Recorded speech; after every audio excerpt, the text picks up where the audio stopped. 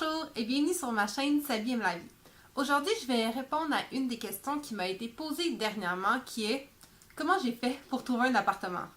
Pour être honnête, ça a été un peu l'enfer, c'était très compliqué. Donc si je peux aider certaines d'entre vous qui viennent de la France, d'autres pays ou du Québec pour trouver un appartement, je vais vraiment être contente que mon expérience puisse peut-être vous aider un peu.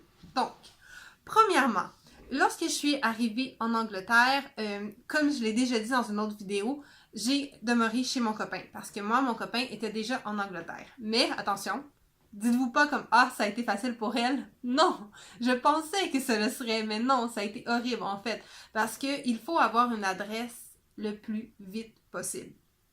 Si tu n'as pas d'adresse à ton nom, à peu près tous les papiers dont tu as besoin pour travailler ou pour avoir juste d'autres papiers que tu dois avoir dans la vie de tous les jours dans un nouveau pays, tu ne pourras pas les avoir parce que tu n'as pas une adresse. Donc là, tu vas te dire, d'accord, c'est bon, je vais avoir une adresse, je vais me chercher un appartement.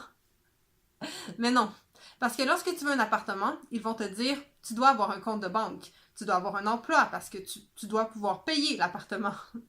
Mais tu ne peux pas ouvrir un compte de banque si tu n'as pas d'adresse d'appartement à ton nom. Donc, ça devient vraiment un peu comme l'œuf ou la poule, quoi faire avant. Donc, je vais faire une autre vidéo pour vous expliquer comment ouvrir un compte de banque et j'ai certaines astuces parce que oui, il faut que un décide de flancher, comme de vous dire oui, même si on ne pas se poser avant l'autre parce que sinon, c'est une espèce de boucle sans fin.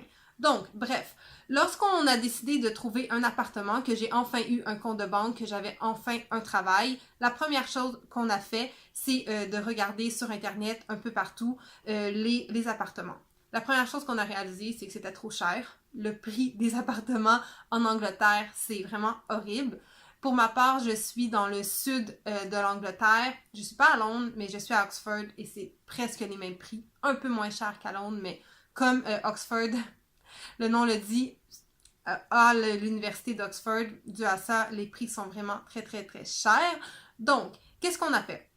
On a décidé de ne pas opter pour un appartement, mais bien pour une espèce de suite. On a en fait une chambre et à l'intérieur de la chambre qui est très grande, on peut avoir 2 bureaux, un divan et on a aussi une petite salle de bain qu'on partage avec d'autres personnes. Parce que oui, premièrement, les appartements sont très chers.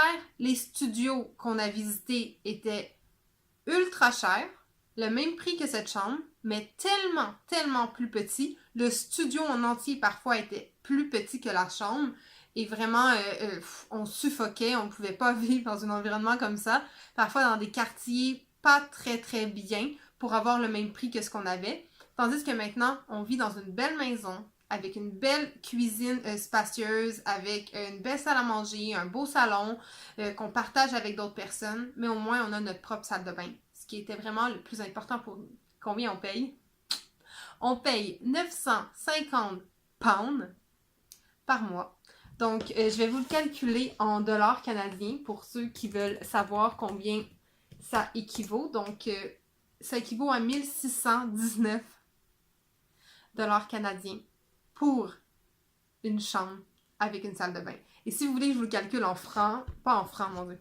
Si vous voulez que je vous le calcule en euros, on va le changer maintenant en euros en life. En euros, ça va faire...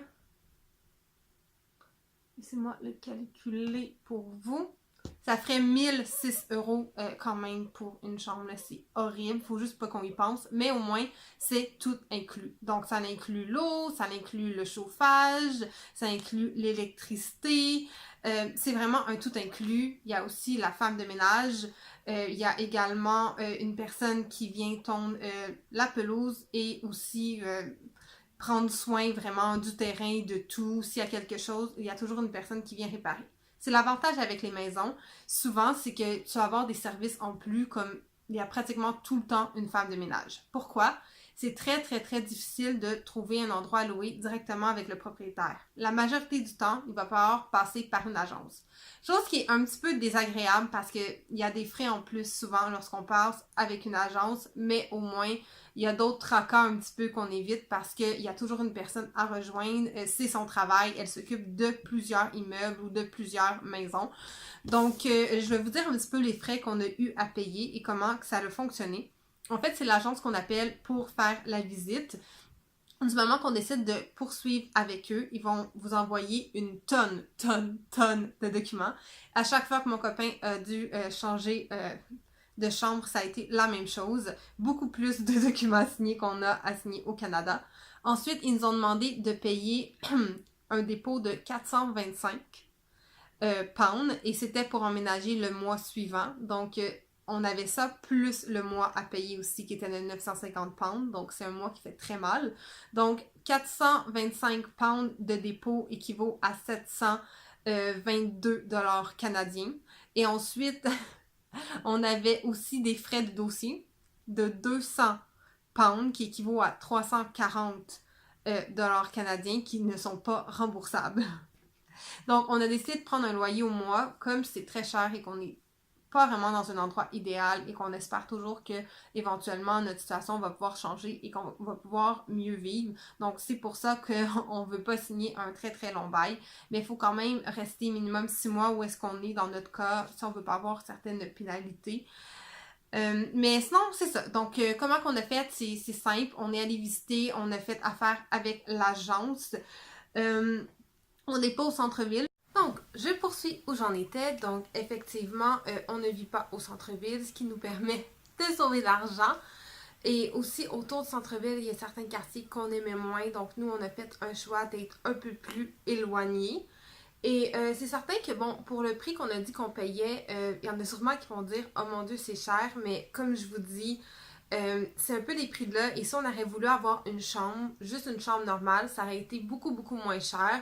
On aurait pu avoir une chambre pour autour de 650 pounds. En fait, on l'a fait avant, mais c'était plus sa place. Donc, c'était un peu délicat pour moi d'être là. Il a fallu le plus vite possible qu'on déménage. Le prix qu'on paye, sincèrement, c'est parce qu'on voulait une espèce de suite. C'est pas un loft, là, parce que la cuisine, on la partage, mais comme on a notre propre salle de bain et une vraiment grande chambre, c'est pour ça qu'on paye si cher. Et une chambre seule, normalement, ils ne veulent pas qu'on partage une chambre, en fait. Donc, pour 650 à peu près, 700, ça dépend, on peut avoir une chambre dans une maison. Comme je vous disais, en Angleterre, c'est très, très populaire, surtout dans le coin d'Oxford, de louer des chambres dans une maison. Souvent, ça va être mieux et moins cher que prendre une chambre dans un appartement, comme tu partages à plusieurs. Mais c'est ça. Le seul avantage, c'est que tu partages avec plusieurs personnes. Donc, oui, c'est ça. Si tu veux une chambre et que tu es tout seul, ça va te coûter vraiment moins cher. Mais à deux, c'est difficile de trouver une agence ou une personne qui va te laisser habiter deux dans une chambre. Et souvent, les chambres sont vraiment trop petites. Et les chambres grandes sont très, très chères. Ensuite, il y a des exceptions. On connaît tous comme une personne qui paye 450, 500 et qui a une méga chambre loft avec une grande cour, grande maison, avec les meilleurs colocs du monde et tout. Tout se peut, mais ça, c'est comme gagner à la loterie. Genre, il faut que tu sois au bon endroit, au bon moment. Pour ce qui est des papiers à présenter pour pouvoir avoir un appartement, oui, il y a le compte de banque, comme je vous ai dit. Ensuite, bon, si c'est vos parents qui payent et tout, sûrement qu'il y a certains moyens que vous pouvez vous arranger, je ne le sais pas, sincèrement, ça je peux pas vous dire.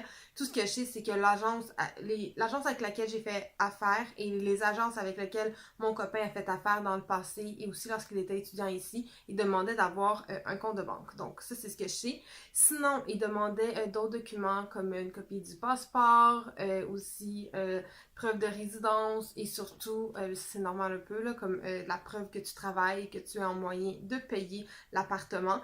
Mais c'est pas tant ça qui est compliqué, c'est vraiment tous les papiers qu'ils demandent, mais que pour les avoir, en fait, il faut que tu aies d'autres papiers au préalable. Et si t'as pas l'adresse, tu peux pas l'avoir. Donc, la seule chose que j'ai à vous dire, c'est faites pas l'erreur que j'ai faite d'attendre un peu avant d'avoir une adresse en me disant comme « Ah, oh, c'est pas grave, de toute façon. Genre, ça va me permettre un petit peu, genre, de prendre mon temps, de m'installer, de savoir mieux où je veux aller. C'est bien mignon, mais après, tout bloque. C'est plus long avant que tu commences à travailler, plus long avant que tu aies un compte de banque, avant que tu aies ton numéro d'assurance sociale. Et ça aussi, j'ai un peu trop attendu. Donc, tout ça, je vais vous en parler dans une autre vidéo pour vous expliquer un petit peu ce que je ferais différemment, ça serait à refaire. Parce que j'avais souvent été conseillée par des Européens, mais quand tu viens d'un pays qui fait pas partie de l'Union européenne, les procédures sont différentes. Donc, en fait, des fois, je commençais comme une procédure d'une manière, mais c'était différent. Donc, bref, pour ce qui est de l'appartement, c'est fini. Si vous avez des questions, n'hésitez pas à me les poser. Je vais y répondre avec plaisir. Et si vous avez d'autres suggestions de vidéos, je vais le faire. Et vous pouvez me suivre. Ça me fait toujours plaisir. Donc, merci beaucoup. À la prochaine. Au revoir.